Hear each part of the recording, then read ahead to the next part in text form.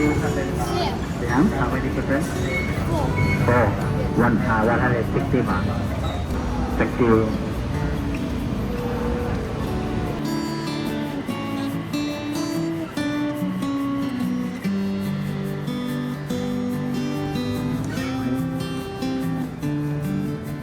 大家好，欢迎来到三叔的频道。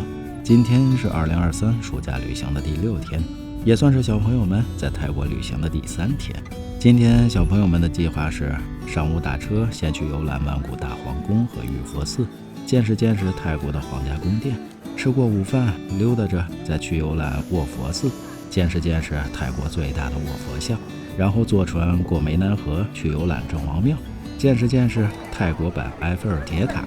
下午再坐船从郑王庙到暹罗天地吃晚饭，顺便看看室内的水上市场。晚上坐船去曼谷之眼摩天轮，最后逛一逛摩天轮河滨码头夜市。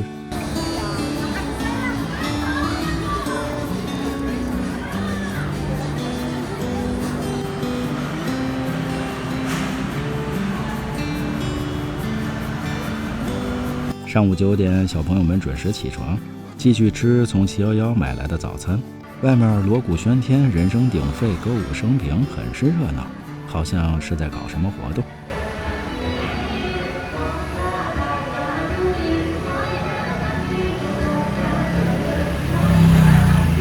吃过早饭，收拾好东西，上午10点半，我们用 Grab 打了一辆车，准备前往曼谷大皇宫。其实在没来曼谷之前，小朋友们只知道曼谷是泰国的首都和最大的城市。后来看着地图制定旅行计划的时候，越来越发现曼谷可不是一座普通的大城市，可玩可逛的地方实在是太多了，而且很多景点的评价都是英文或者泰文的，足以证明其旅游业非常的发达，不愧是全球最受欢迎的旅游城市，以及世界1线繁华的国际大都市。虽然开车在曼谷大街上看不出太多国际化的元素，但如果溜达着走在曼谷的大街上，你会发现外国游客甚至比本地人还多，尤其是在景区、商场和各种餐厅。因此曼谷也被誉为融合东西文化、包罗万象的天使之城。因为是1线国际大都市，所以会聚拢来世界各地的游客，再加上曼谷本地1000万的人口，使得曼谷的交通一直是以拥堵著称。不可否认的是，发动机的轰鸣声绝对是曼谷街道的主旋律。这次来泰国玩跟之前自驾去新疆差不多，本来还能多玩10天，但被迫必须要求提前返回。这次来泰国本来可以15天，但无奈只能压缩到10天了。而且我还临时增加了1天芭提雅的行程，所以在曼谷的时间就又减少了1天，从而迫使小朋友们制定的曼谷游览计划被压缩得非常紧凑。甚至我原本计划去的丹南沙朵水上市场或安帕瓦水上市场以及美宫铁道市场都没有时间去了，只能等下次来的时候再游玩了。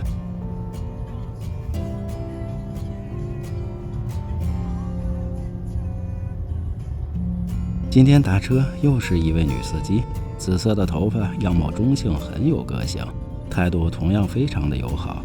坐在车里，感受着车水马龙的曼谷大街，司机突然给我们指示前方的建筑，原来那是民主纪念碑，为了纪念1932年6月24日发生的民主政变而建立的。据说中间一座堡垒式的建筑，顶端托盘上托着一本宪法，说明宪法高于一切。守卫着中间堡垒的4个翼状结构则代表暹罗的武装力量，陆军、海军、空军以及警察联合策动了1932年的民主政变。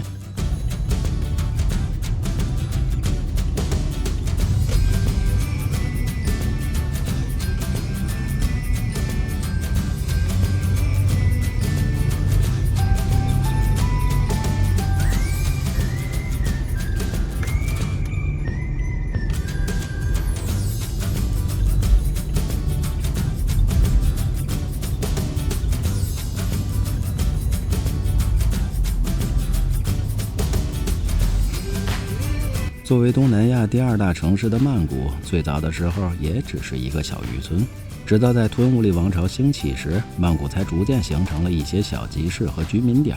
1782年，国王拉玛一世把都城从湄南河以西的吞武里迁至河东的曼谷，然后在河边造宫殿、修城墙。一会儿我们要去游览的曼谷大皇宫和玉佛寺就是其中最杰出的代表。与此同时，拉玛一世还兴建了曼谷最早的9条街道。后来拉玛2世和拉玛3世统治时期，城内增建和维修了许多佛寺，其中以卧佛寺和金山寺最为典型。到拉玛5世时期，曼谷的大部分城墙被拆除，新建了马路和桥梁。1892年，曼谷城里通了电车。1900年，与大城市之间修通了铁路。1916年，建立了泰国第一所大学——朱拉隆功大学。1937年，以湄南河为界，划成曼谷和吞武里两市。第2次世界大战之后，曼谷城市发展迅速，面积和人口大大增加。1972年，曼谷和吞武里两市组成曼谷吞武里京都，又称大曼谷都会区。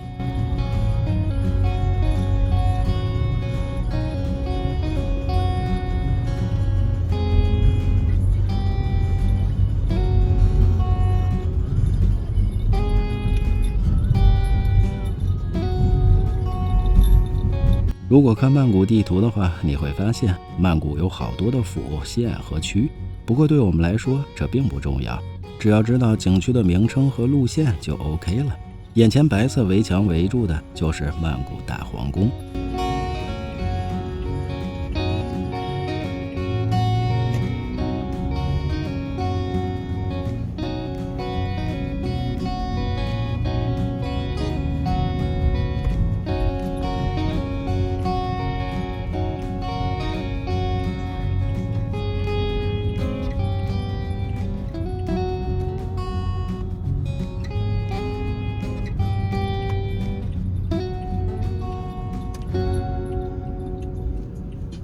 打车大约20分钟的时间，我们到达了大皇宫的东北角。大皇宫附近，即使在露天的街道上，也是不允许吸烟的。游客进入大皇宫，在穿着上有很多要求，其中一条就是不能穿着短裤。大皇宫入口对面的路边有一排卖衣服裤子的小店，我正好在这挑了一条花花的肥裤子，才100泰铢一条，就当是买个纪念品吧。穿上肥大的花裤子，走进大皇宫入口，放眼望去，满眼都是各种各样的花裤子。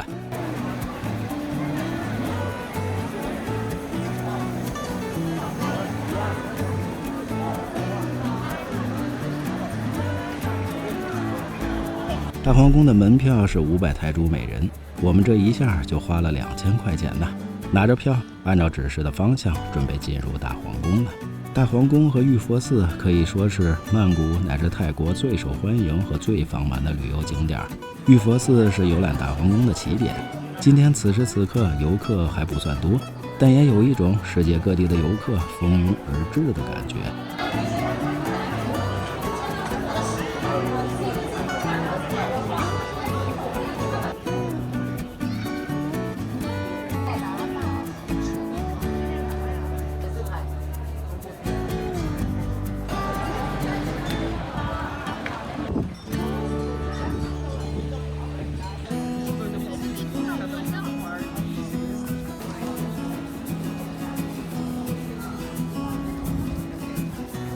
玉佛寺以端坐于大雄宝殿的金色宝座上的泰国人民最崇敬的一座精美玉佛最为出众。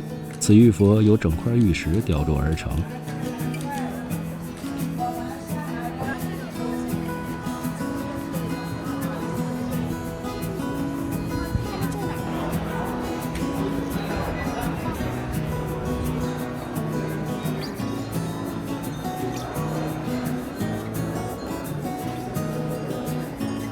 大皇宫内除了玉佛寺之外，还有从东向西一字排开的4座典型的大宫殿，分别为五龙弼曼宫、阿玛林宫、杰基殿和兜率殿。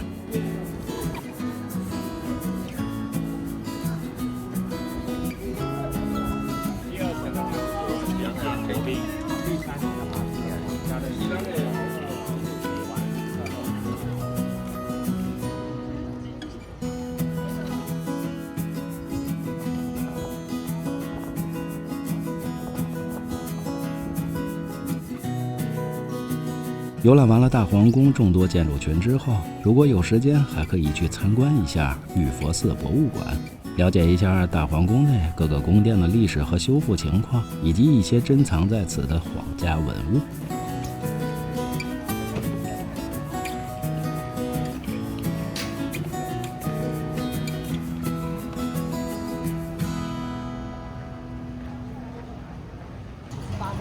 没有记载的加起来153个老婆，所以说呢，泰国有一个我们叫做叫做马杀鸡，是按摩技术上办，就是从这个武士皇开始研究出来的。为什么那些妃子啊在家行着没有进到国王，你按我家，你这样压来压去，这个普式按摩就从那个妃子做出来。经过博物馆，基本上就是大皇宫的出口了。从大皇宫出来，正好是中午1点。按小朋友们制定好的计划，下一站是去卧佛寺。路过泰国皇家海军俱乐部，街角1楼拐角处正好有一个泰国餐厅。小朋友们此时又热又饿，赶紧进去凉快，顺便吃个午饭吧。炒饭、面条和炸鱼，味道还是非常不错的。连吃饭带休息，差不多有1个小时。小朋友们凉快够了，吃饱喝足了。下午2点15，我们继续出发前往卧佛寺。地图上看并不远，走过去也就10来分钟。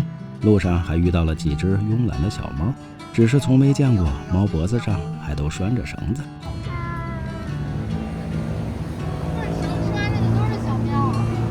哦。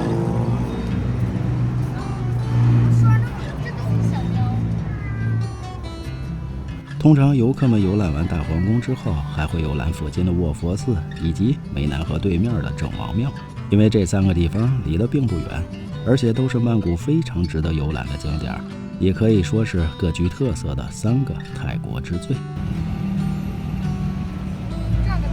向左转。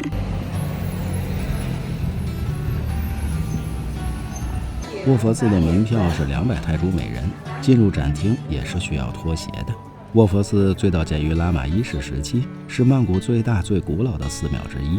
寺中不仅有泰国最大的卧佛像，而且还有一所所谓的泰国最早的大学，也被誉为是泰式按摩的发源地。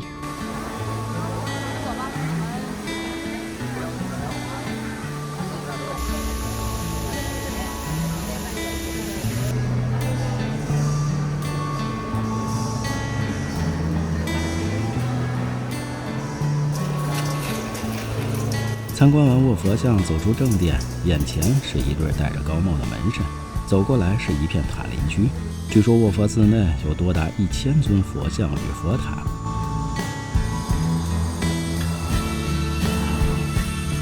转完卧佛寺，小朋友们都被晒蔫了，随身带的水都喝光了，还好空水瓶没有机会扔，正好可以在这里继续接水喝。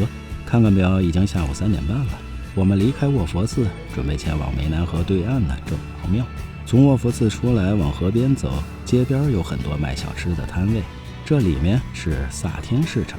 据说萨天市场是17至18世纪湄南河边最大的贸易中心，也曾是专供皇室的农业水产市场。很快穿过一条小道就是湄南河萨天码头，这里可以乘坐摆渡船直接到达河对岸的郑王庙码头，船票是5泰铢每人。发源于泰北山地的湄南河是泰国最大的河流。湄南河按音译应为昭披耶河，通常中文俗称为湄南河。湄南的表面意思是河流之母，后进一步引申为大河。其实在曼谷，就因为有湄南河，所以诞生了曼谷特有的公交船，这也是曼谷最古老的公共交通系统。购买船票的时候，只要拿着手机打开地图，指给售票的工作人员去哪儿就可以了。检票的时候，工作人员看到船票也会指给你上船的方向，不管人家说的是泰语还是英语，只要有手机地图，基本上买票上船都可以沟通无障碍的。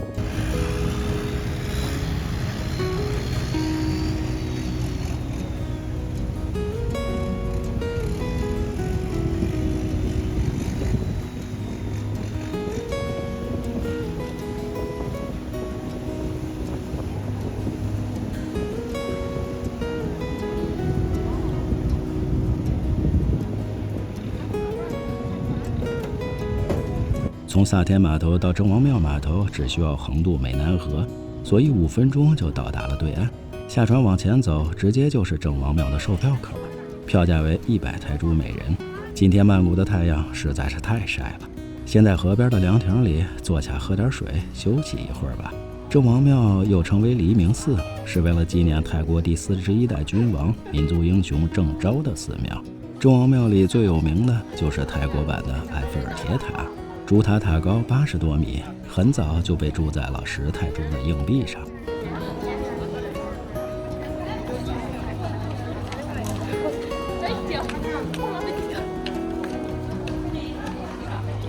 游览完郑王庙已经是下午4点40，此时太阳不是很晒了，小朋友们也都精神了很多。那接下来就是坐船去暹罗天地。小朋友们说那里有室内的水上市场，而且也有很多餐厅可以解决晚饭的问题。去暹罗天地乘船并不是刚才的郑王庙码头，而是靠东边的郑王庙游船码头。在这里买船票也很方便，我们直接买到了暹罗天地，票价是30泰铢每人。这次坐的是双层公交船，我带着小朋友爬到了顶层。虽然有大太阳晒着，但飘荡在湄南河上，风很大，视野很开阔。估计晚上亮灯之后，河两岸的夜景应该会更加漂亮。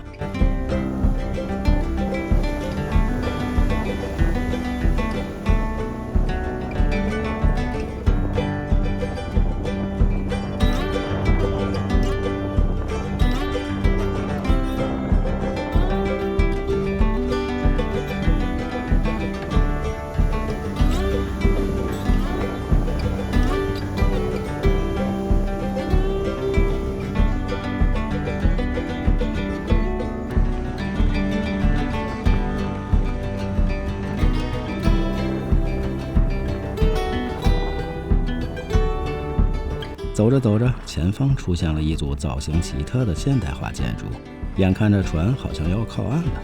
再看看手机地图，原来我们已经到达了暹罗天地。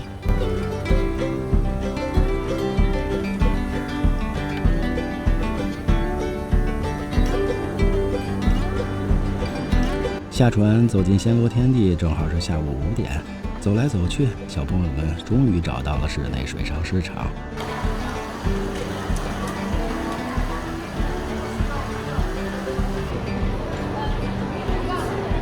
这里有好多售卖各种小吃的摊位，看得我立马就饿了。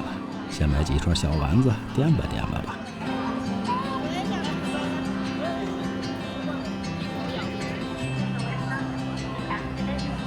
随后小朋友们继续溜达着找吃的，我呢得去找吸烟区了。保安告诉我吸烟区在4号门外，终于可以透透气儿了。他们今天晚上是吃面呀，东京豚骨，还给我点了个麻辣面，吃起来真够辣的。肯定好吃。杏仁豆腐。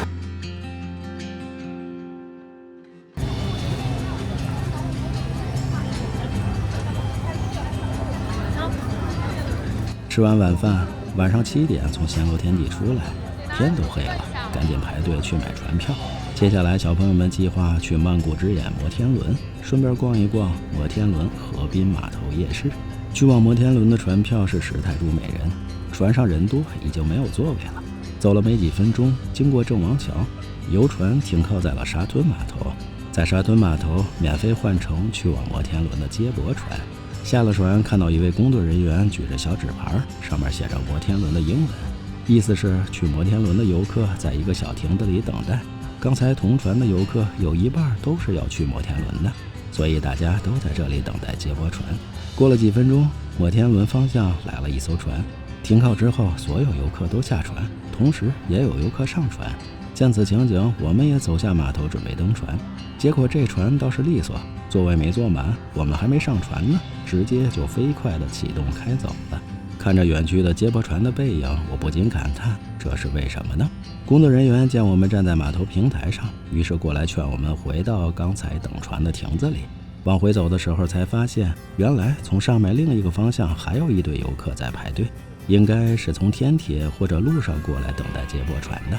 估计刚才那一队上船出发的游客也是这么来的，那为什么不让我们这些水路来的游客上接驳船呢？又过了几分钟，摩天轮方向又来了一艘船，停靠之后，工作人员仍然阻止我们上船，而是让对面一队的游客走向码头登船。此时一位老外终于怒了，估计这哥们儿可能等了好几趟都没上船啊。他直接冲着工作人员边喊边走向码头，意思大致是再想阻拦我上船不可能。我带着小朋友们也一起往码头平台走去要上船，为什么不让我们这边的游客上船呢？见此情景，所有在小亭子里候船的游客一股脑都跟着涌向了码头排队登船，而且还能听到此起彼伏不同语调的 Why。 我们动作快，上船也都有了座位。从沙屯码头到摩天轮码头距离并不远，一上船就能看到远处的曼谷之眼摩天轮了。其实从摩天轮到暹罗天地这一段，晚上经常能看到大型的观光游轮。小朋友们一开始也想找个游轮吃自助呢。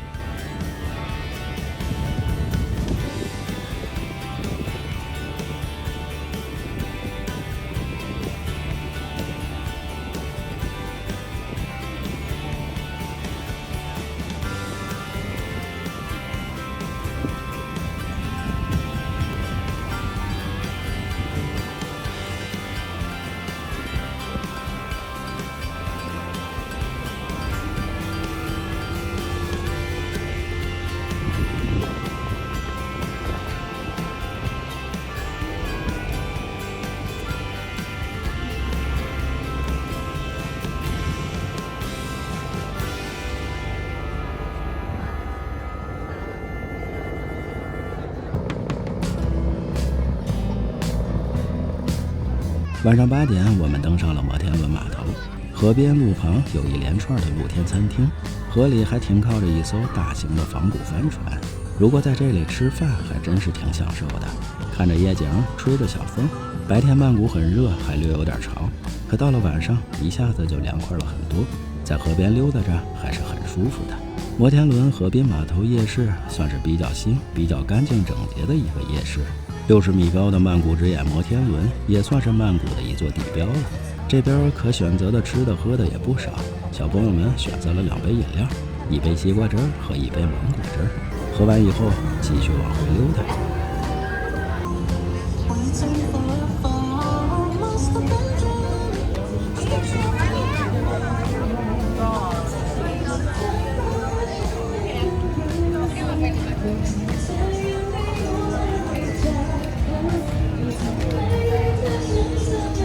晚上9点，我们登上免费接驳船，离开摩天轮夜市，准备返回酒店了。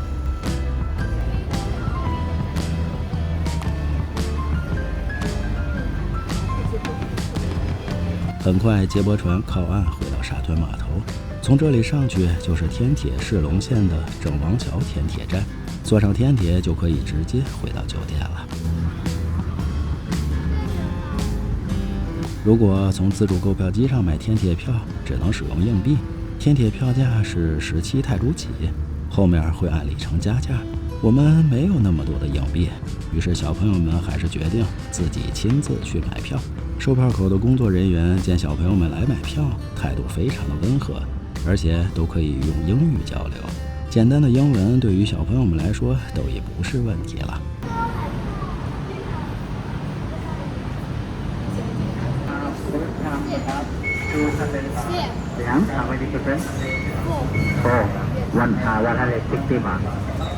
Thank you。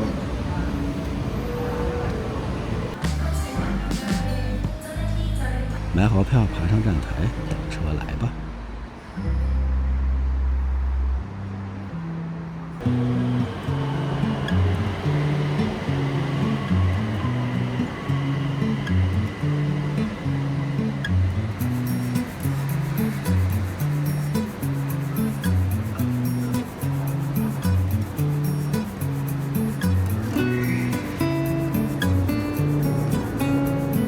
回到酒店正好是晚上10点半，小朋友们说今天打车坐船坐天铁在曼谷玩了一整天，明天还有一整天的计划呢。